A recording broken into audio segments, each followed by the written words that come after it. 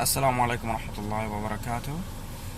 Today I want to mention a few things about the origins of marriage, what marriage means in society today, and what marriage meant in the past.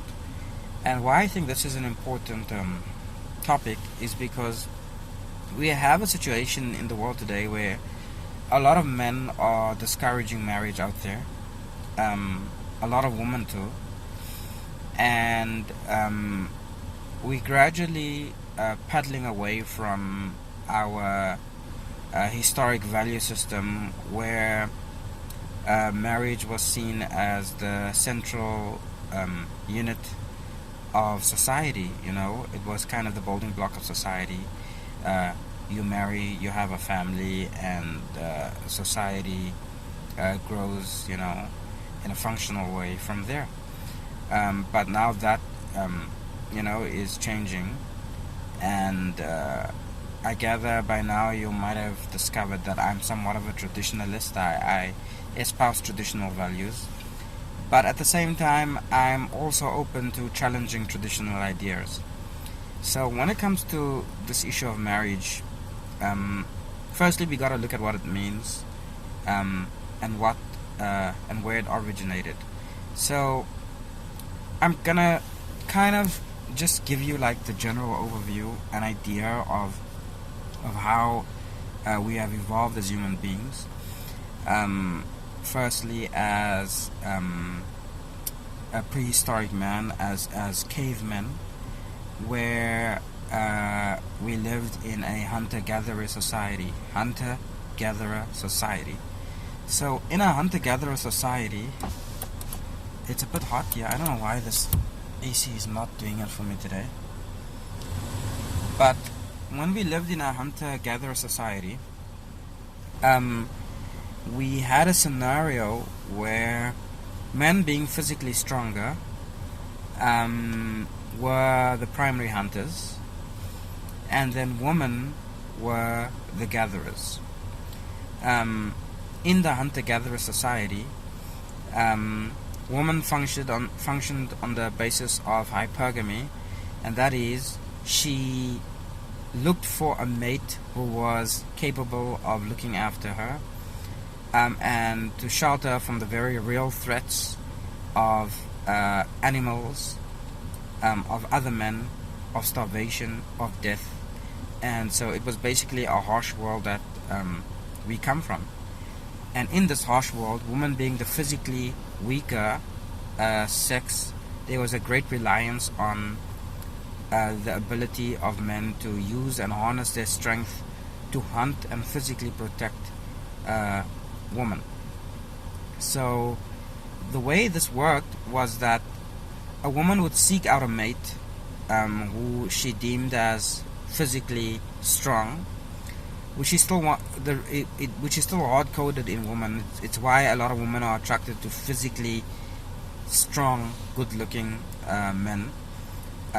It's from our ancestors. It's because strength was a necessary factor in survival, and so she seeks out this mate, and in exchange for his labor, that is, for his hunting for her, she would give up her body. So the rite of passage, in other words, where he was allowed to sleep with her, was in exchange for his ability to maintain and protect her and the children that come from that union. Part of the negotiation was that because he was the one hunting for her, he had exclusive rights to her body. So the equation was very simple. It was straightforward. The negotiation was simple, and it was on the basis of survival. Okay, was the system needed in order for the species to survive. They knew instinctively that men will not hunt for children that he does not personally lay claim to. and he will not look after something he does not own. And so, you know, really it was a system of ownership. Okay, a woman would give herself to a man who would then be her owner, for lack of a better word, and because he owns her and what comes from her womb, he would look after her. And so this is a very natural system that ensured the survival of the human species and carried us up to this point. In various formats, the system has evolved, but a lot of trace elements of that original system, still exists even today. And this was kind of the earliest form of marriage, okay? So marriage simply meant exclusive rights. Exclusive rights of the man, to the woman, in exchange for protection and maintenance. Okay, by and large, traditional marriages still work exactly in this way. Then, of course, we evolved from the hunter-gatherer society to farming societies, and because women were largely seen as property of their respective men, be it their husbands or their fathers, there was a negotiation process, usually between males, in order to secure right of passage to a woman. And so the notion of chastity came about. Okay, chastity meant that a woman can only sleep with her designated man, the one that hunts for her and maintains her, and who in this agreement has exclusive rights to her. And if she went outside of that, there's no knowing if the children that comes from a womb are his, and therefore led to this concept of adulteration of the semen of the lineage of the man, and hence became a crime called adultery. Adultery was really only a crime at the time attributed to women and not men. Why it was attributed to women and not men was because in that early agricultural type of societies, a man could not feasibly sleep with a woman without there being a handover process and not suffer the consequences of it.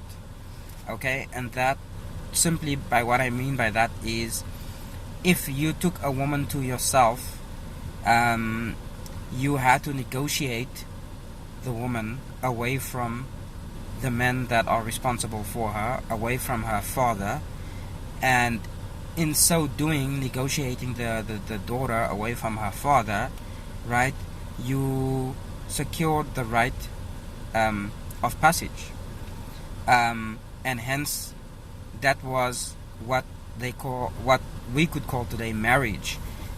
They didn't have a formalized system of marriage, so there was no adultery in reverse, in other words, because there were no free agents. Generally, women were not free agents.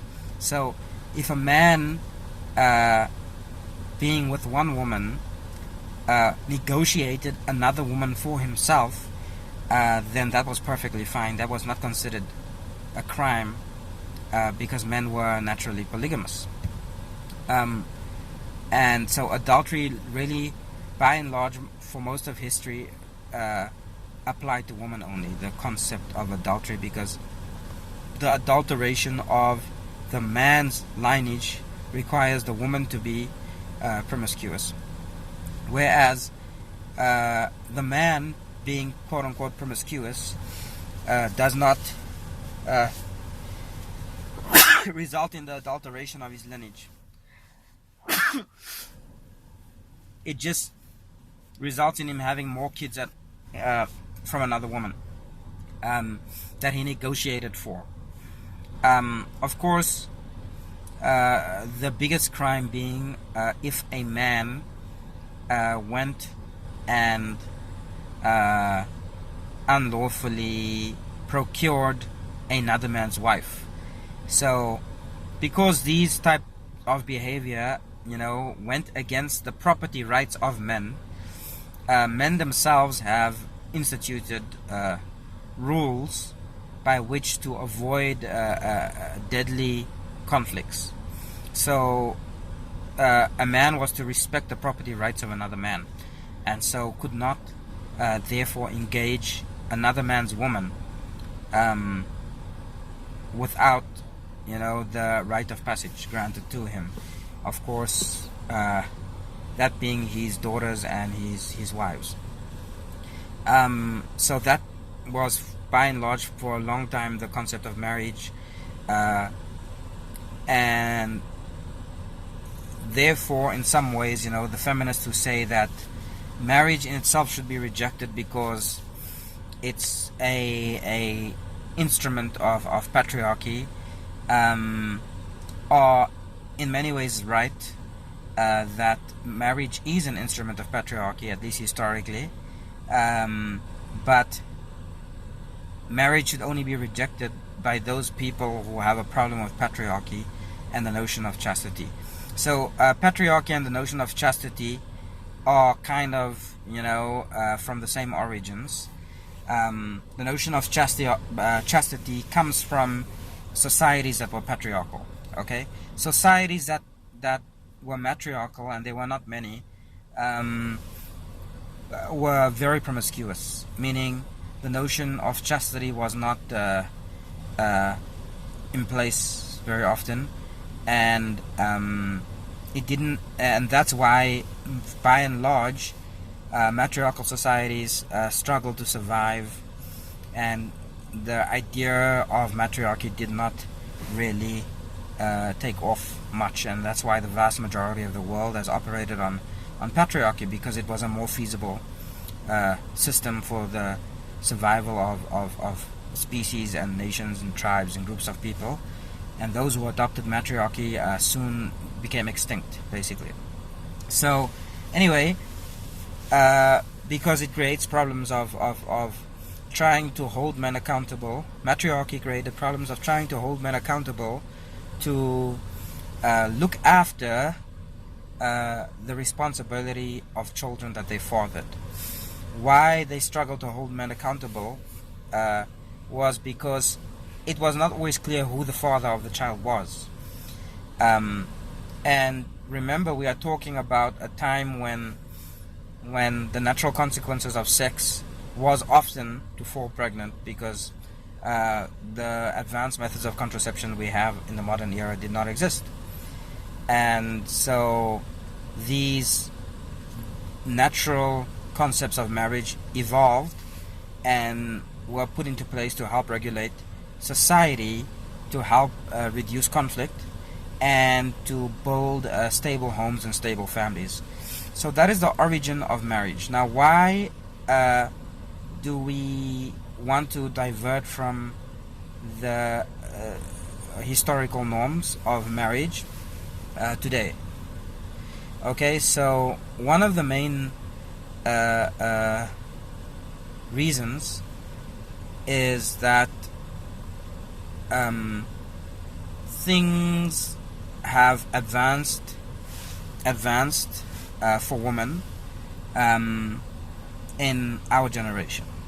Okay, the natural result of having sex now in our time isn't that a woman needs to necessarily fall pregnant, and so the woman's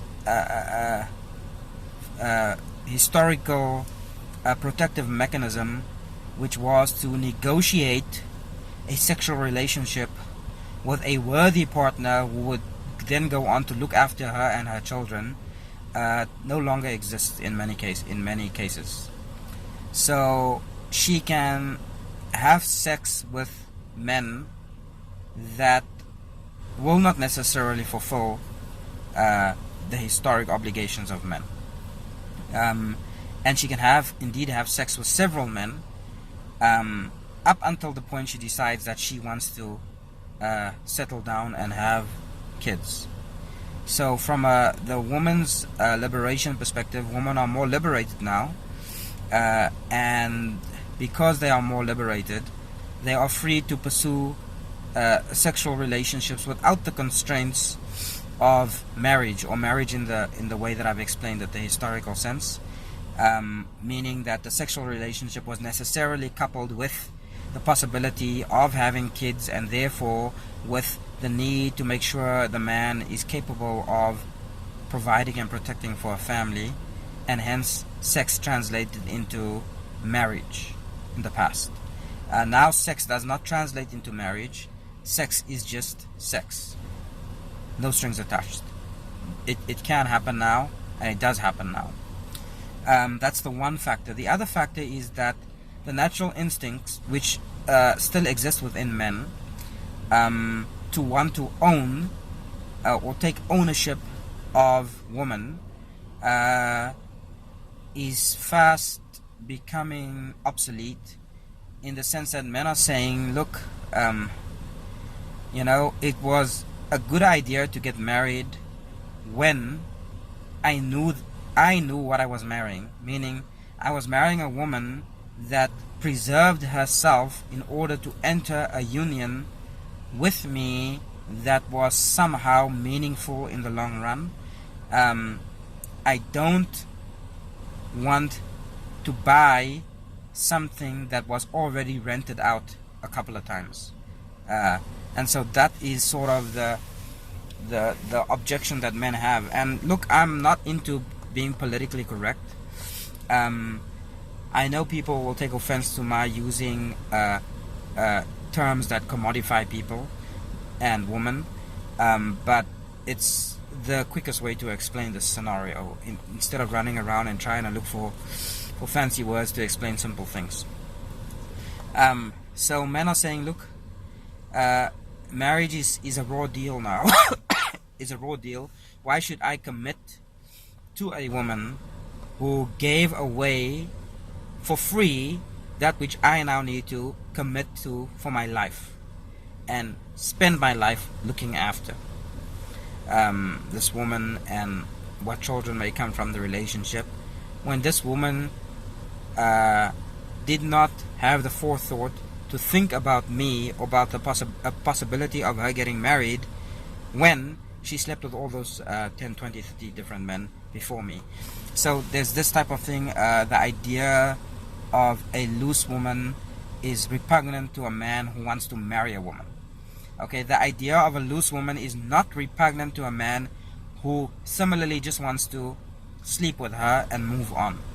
Okay, even the man who sleeps with lots of women and then moves on, when it comes to the time where he decides, okay, I want to settle down and have a family, he's going to look for a woman not like the many women he's been sleeping around with. A woman that was guarded and chaste, at least as far as is reasonably possible within his society. So those are some of the issues around the situation. For, of course, Muslim people specifically, and let me discuss this a little from the Muslim perspective, being a Muslim. The issue is compounded further by the fact that when a lot of people who come from the modern Western culture do finally decide to get married, they do it in the interest of now wanting to start a family, to have kids, or they already have kids and then they want to get married after that. In the Muslim context, Muslim men and women are typically, or well, I can't say typically are, but are supposed to be virgins by the time they get married for the first time. So they are not allowed to engage in sexual relationships outside of marriage whatsoever, and they have sort of a higher stake on marriage. Um, and so what they need to do, in other words, Muslim people, Muslim men and Muslim women, I feel strongly they need to protect their tradition and their religion by adhering to the rules of Islam, not to engage in promiscuous relationships prior to marriage, and then to marry in all earnestness to the person that they do intend to start a family with. Because why that is important in Islam, and why that is generally important, and why I would advise anyone to do that for those who are looking to get married, is because if you get used to taking the benefits of marriage, which is the enjoyment and fulfillment of companionship and sex and so on, without having to pay the price of marriage, which is loyalty, commitment, responsibility, and protecting each other, then you will ruin yourself and rob yourself from the ability to truly enjoy marriage when and if it happens later in life. And why will you rob yourself from it? Because you've gotten accustomed to living a lifestyle where you take the joy and pleasures that are supposed to be coupled with marriage, you take it without paying the price for it. In other words, say you're getting women for free, you're not committed or loyal to them, you're not looking after them, you're not protecting them, but you're just sleeping around with them. And so you're taking the benefit that is supposed to be coupled with the sacrifices of marriage, and you're separating the sacrifice of marriage from the benefit of marriage, basically. So when finally you do get married and you have to be committed and loyal and try your best to maintain and protect your wives, you will find that you are unhappy to do it, you are unwilling to pay the price, and you will just live the rest of your life like a slut, basically. And the same goes for women, because feminism, if the one thing that feminism has done is that it has helped create a lot more sluts in the world than the world had in the past. Women and men are basically finding themselves in a situation where they are free to negotiate any terms of a relationship and do so without any consequences, because the consequences are veiled. So what I'm basically saying is that there are consequences. Okay, you are in fact thinking, look, I'm having a sexual relationship, I'm on birth control, I'm not gonna fall pregnant, I can fuck around with 5, 6, 7, 10 different guys, and that's okay because I'm not gonna fall pregnant. Well, there's a lot more consequences to sexual relationships than just falling pregnant. Okay? Ultimately, you're messing yourself up. Ultimately, you will never be able to appreciate the guy that comes around that says to you one day that he wants to marry you. You will never be able to appreciate that guy, and you will never be able to find happiness with that guy because you ruined yourself, basically. And that's from a female perspective. From a male perspective, similarly, although it takes a lot more fucking around for a man to get totally messed up, but basically the same thing happens. I mean, you're so overexposed to women, to sleeping around, to pornography, to all kinds of crap, that when you finally get married to the woman that you love, that's the woman of your dreams, that's going to be the mother of your child or your children, or the mothers of your children in case of polygamy, you will not be able to appreciate them because you overexposed yourself. You're looking for the breasts of Cindy Crawford and the ass of Angelina Jolie and whatever you're looking for, but you're looking for your mind is messed up. The mind is your Viagra, and you messed it up, basically. So there was wisdom in negotiated settlements, in people, in patriarchy, in men having to actually step up to the plate, take ownership, and be responsible, as demanded by other men. And this is my point. It was a demand of other men in trying to make sure their woman will be okay. And still in many Muslim societies, it continues to be the demand of other men. Okay, in Muslim societies, You have to go to the family, you have to go to the father, you have to ask him if you can marry his daughter. He checks you out, he wants to know, will you be able to look after her?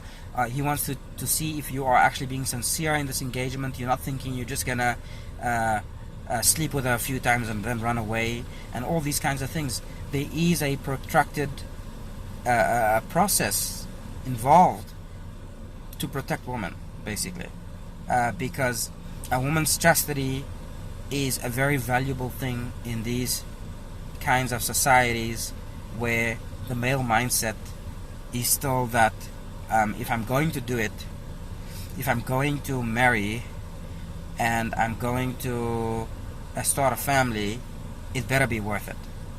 And in Islamic societies, yes, it still is. Unfortunately, in many of the modern Western societies, I completely agree with a lot of modern Western men that saying marriage is not worth it. Yes, for you, my brother, it's not worth it. Okay, become Muslim and marry a Muslim woman.